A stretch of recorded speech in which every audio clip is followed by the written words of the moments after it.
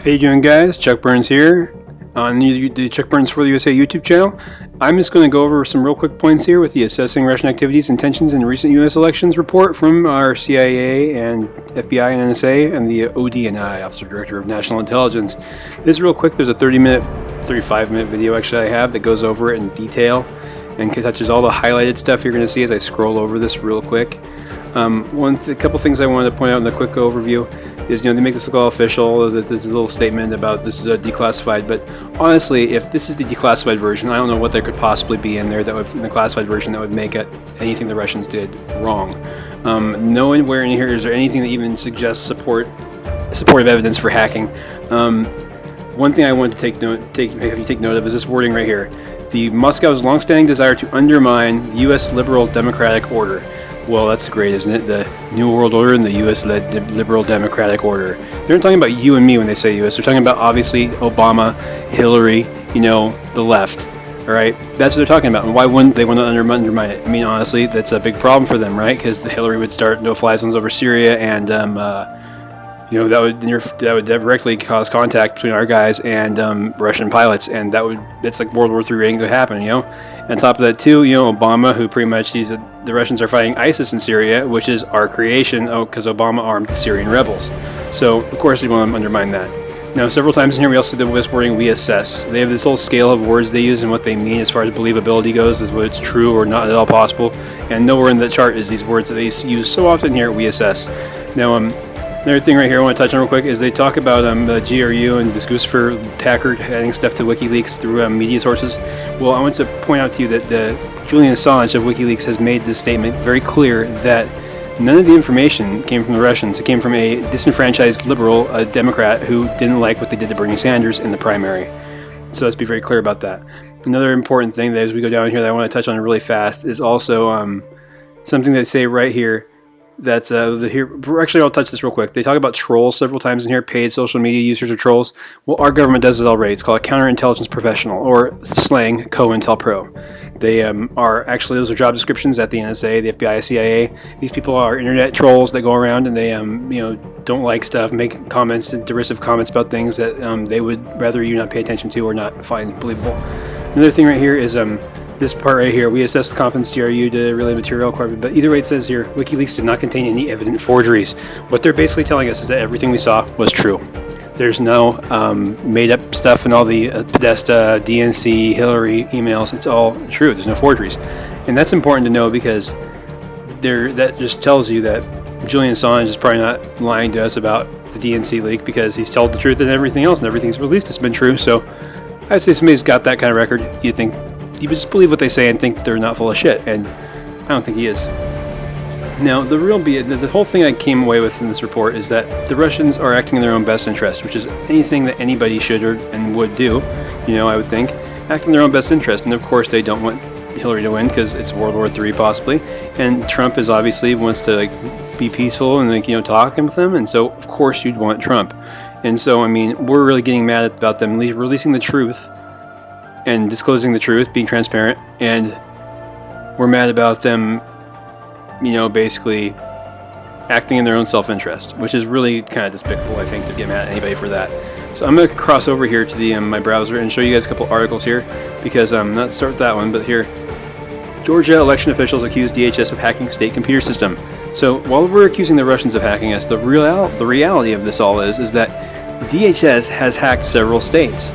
There's 20 state representatives or state secretaries of state from the different states that have signed this paper saying, we agree that this is BS and it's happened to us.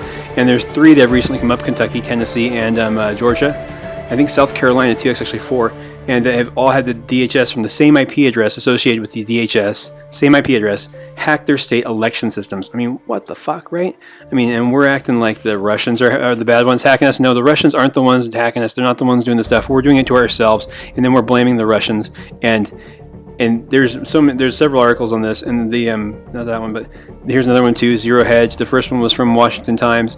Now, we don't need the DHS controlling stuff. We already have enough fraud in our elections, as the Jill Stein recount showed us, in Michigan, where we found that the third of the city's voting machines in Detroit registered more ballots than actual voters. Gosh damn it. You know, I mean, and that's a Democrat stronghold, surprisingly enough, not really actually. And, you know, and after all that, the DHS hacking the state systems, look what Obama has done.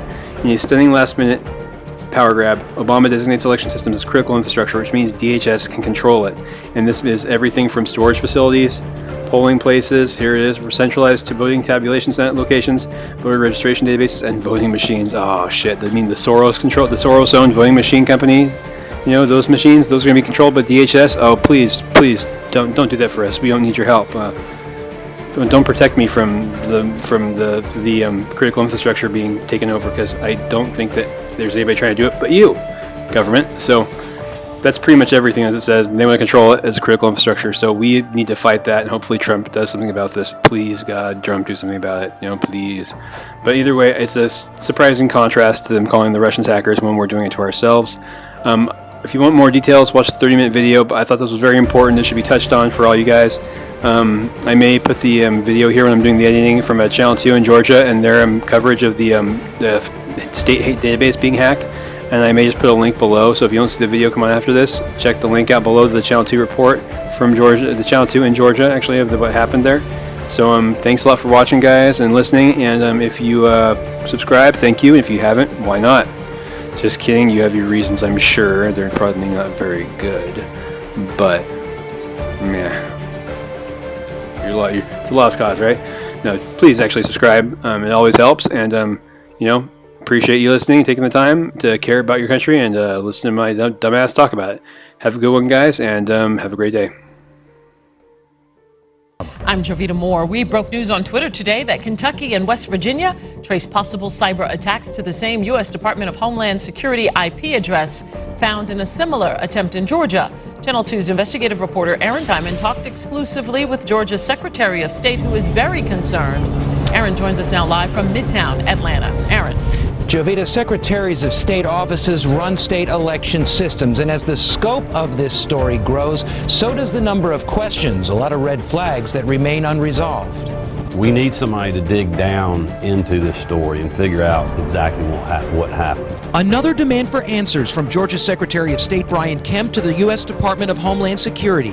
On Thursday, we confirmed election agencies in West Virginia and Kentucky have also traced suspected cyber attacks on its networks in November to the same DHS IP address Kemp's office already linked to a massive, unauthorized vulnerability scan of his agency's firewall that same month.